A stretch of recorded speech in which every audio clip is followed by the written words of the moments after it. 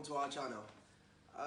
Today we're here to talk about 5 of the things that I first observed when I got into Mauritius. As you guys all know, I went to Mauritius for just what I'll call maybe a short holiday. And it was a wonderful experience. It was something an experience that you would like to have over and over again. You know, one of those vacations you go on and when you are leaving you're a bit sad because you had so much fun.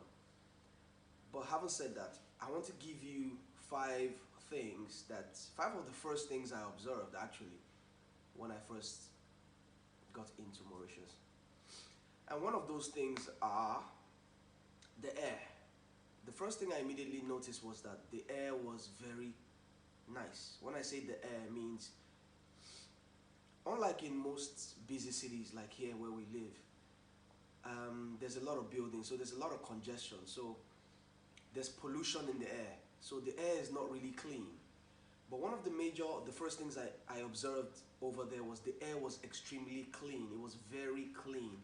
As in, sometimes when I'm being taken around or taken out, or when I was being driven from the airport, if I may say, to the hotel, because the glass was down a bit, so I could feel how clean and nice the air was. It was so clean that you could literally just lay down and open your mouth and then just take everything all in. And when I dug deeper, I realized why that was. There were 2 reasons for me, or maybe three reasons. One of those reasons was the fact that the place was surrounded, it's an island, so it's surrounded by water. It's surrounded by a lot of ocean and water.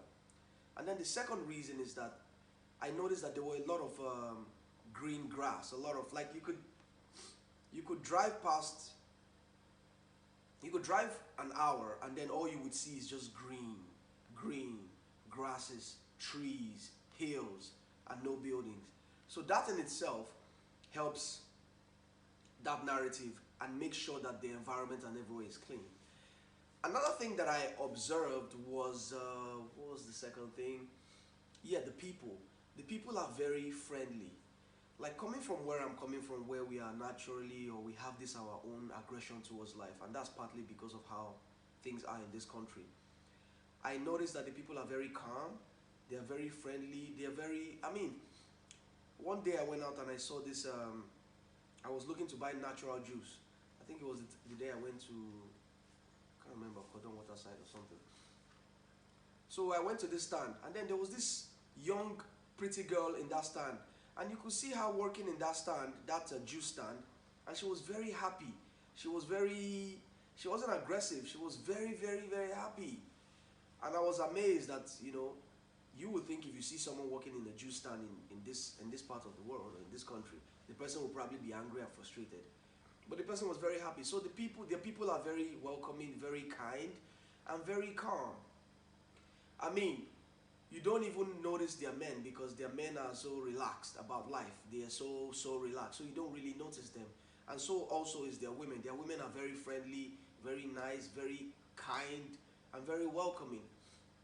Another thing I noticed was it's very expensive. It's a beautiful place to go and stay for a while, but you only go to a place like that when you have a lot of money. If you do not have a lot of money to burn, I would not advise you to go there because it's quite expensive. The cab guy that took me from the airport to my hotel charged me, I think, about almost 2,500 Mauritian rupee. So I did the math, and I found out that 100 Mauritian rupee is equivalent to 1,000 naira. So 1,000 Mauritian rupee is equivalent to 10,000 naira approximately. So if you're spending 1,000 Mauritian rupee, that is 10,000 naira. So for a cab guy who is taking me from the airport to the hotel for 2,500, that's, we can say, 25,000 naira, which is expensive. So one thing I'll say about that place is it's quite expensive. It's not a cheap place to live in. It's not a place you want to go to when you don't have money. It's strictly for tourism for me.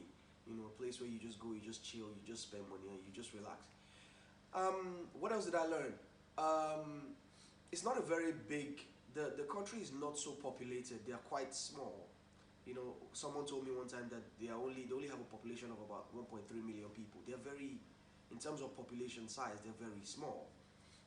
So they're not that vast. Another thing I learned was their roads are clean. Their roads are very good. Their roads are in good shape. I mean, coming from a place like this where you're battling potholes and all the elements, and you probably spend all you have on fixing your car. Over there, it was just straight. The road was just clean. The day the taxi driver took me from my hotel to the zoo, that video, which you guys will still see, was a wonderful experience. I haven't put it out there yet because the editing and everything is quite difficult because there's a lot of shots there. It was about an hour, 30-minute drive. I was literally sleeping for almost the whole time because the road was just straight. It was very, very straight. So their roads are very good. Another thing, speaking of roads, is traffic rules. They obey traffic rules. One other time, I think the guy was taking me back to my hotel, and we got to this T intersection, this junction, and we were the only ones on the road. But the traffic light said red, so he stopped. So in my mind, I'm wondering, like, I was looking around to see, like, if there's anybody, my typical Niger sense now, like, there's nobody else on the road, you can go, you don't have to wait. And the guy stood there, he waited, it was just him, waited until it turned to green, and then he moved. I'm like, wow, that's impressive. These guys actually obey traffic rules. So it was good to see. And another thing I would say I noticed was the flight that took me from here to where I took my connecting flight wasn't so full. But the flight that took me from where I took my connecting flight to Mauritius was packed. It's a place people go to. A lot of people from different parts of the world go to Mauritius. And I can see why. It's a tourist haven. It's a place where you go to and you would just forget about all your stress and all your problems.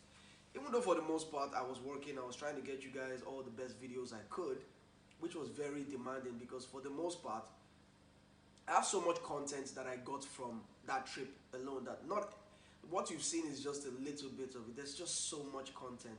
Some you would see and some I would just keep for maybe future references. But it's a place where I feel it's a tourist haven. It's a place where a lot of tourists would love and always want to go to. But like I said, it's quite expensive. It's not cheap.